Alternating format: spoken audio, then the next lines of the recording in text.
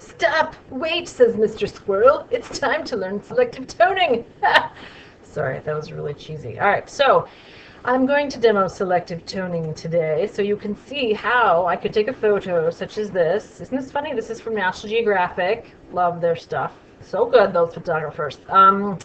And turn it into one where the background's black and white, and my squirrel friend pops out so that we can have a sort of a double black and white color image like that. So here we go, black and white over here in the adjustments, and you can do this lots of ways in Photoshop, but I like doing it this way because then, look at this, I can go with my sliders and play with my values too. So in the parts that are black and white, which for me is going to be primarily the background, I can get some nice darks, some nice lights, and adjust things that way. So I don't want to go too much with what's changing in the squirrel because I'm going to make him color. So that's like that. I've played with my sliders. Now I'm going to go to the mask portion. And a mask, the nice thing about that is I can change things up, but I'm not really like erasing them. I have this new layer here that I can work with. So see if I close the eyeball on that. There it is. So it's a black and white mask on top of it. Now I want to make him in color, so I'm going to go over here and select my brush tool. And I want to be on the black, because if I'm on the black, don't need to do that, it's already on black, then I can, look at the color comes back, it's like magic, oh, so fancy. Now, I'm using a pretty big tool here, and I like to have the tool as big as I can for the area I'm working with, because that way it just goes faster. Now when I get towards my edges, I'm going to have to get a smaller tool and zoom in to make it prettier. So if I'm playing with my tool, I can click up here and I can change the tool. I like it to be mid-range hardness as I'm doing this. If it's too soft, I get these really fuzzy edges that it's kind of hard to see what's happening. If I'm too hard, I get a real sharp edge that looks funny. So I put my tool, my brush, about like 50%-ish hardness, somewhere in there. Look at that, I even got it right on the button this time. And I'm going to change my size depending on what I need. So when I get to this edge, I want nice edges so it looks believable.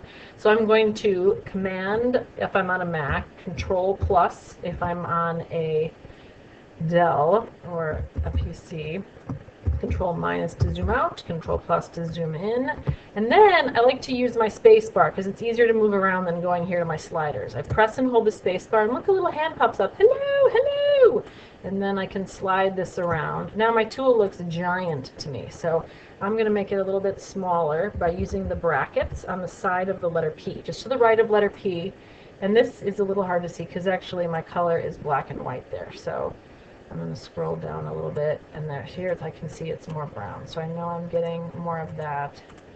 And I come in here, I don't really need this open anymore. I can control this.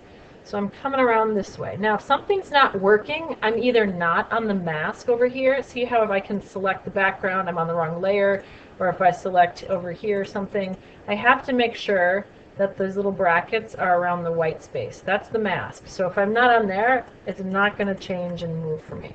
And then if I'm up here, sometimes this can get knocked or something. That needs to be on normal for it to work the way I want it to, so I can see it. So I got this. There we go, his little paw. Now to get this little paw over here, I'm definitely going to need to make my tool smaller so I don't get all kinds of stuff in there. And I can bring this in, and I can come up here, go a little smaller, and just sort of get all these, not sort of, actually get all these little parts of color. Oh! My imaginary friend here, or just really no one, bumped my arm and now it all turned green. What do I do? What do I do? I go over here. I click on these little arrows, so now white is there. So I was basically painting with black with my brush on the mask, and what that did is it took the mask away from that area so I could see the colors coming through the black and white. Well, the great thing about the mask is when you mess up, like I just did, I go over here, I flip it to white, and it's like I can go back. It's like I can actually go back the other way. So the cool thing here is then I can go in close to these. I'm using my scrolling here a little bit. I can get rid of all this business. Press the space bar, hold it while I slide it over with the mouse, and then I can get all these little parts. Now I'm going to control back up. Well, let's see, it looks like I missed some of, oops, that's right, I'm on the plus. Let's go back the other way. I missed some of this. He's got some gray fur there. Let's get these colors in here.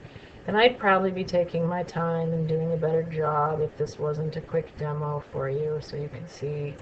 Let's see, what are we missing here? If we control minus, get oh, his tail. We need to make his tail. It wouldn't be a squirrel without the fun tail.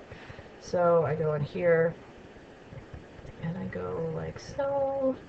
There we go. Now, he is nice and colorful. The background is gray. I'm able to really make him stand out. He's on the mask, so I can do these things to save it. Don't forget, people, if I want to make it a JPEG so it's universal everywhere, I got to right-click in my layers and flatten. I go File, Save As, and to save it in my Dropbox so everybody knows it's mine. My project, not my photo, by the way, because I said you could pick it in the photo. I would do my last, let's see, who do I want to be today? Today, I'm going to be Swift Taylor, last name, first name, underscore, what are we doing here? Selective toning. So this is ST for selective toning. It's going to be a JPEG. That is fabulous. We'll put it on my desktop. Save. There we go. Hot 8 is great. And I'm done. Put that in your Dropbox under Ms. Rosen's Dropbox, your period name, and selective toning. There you go. Thank you.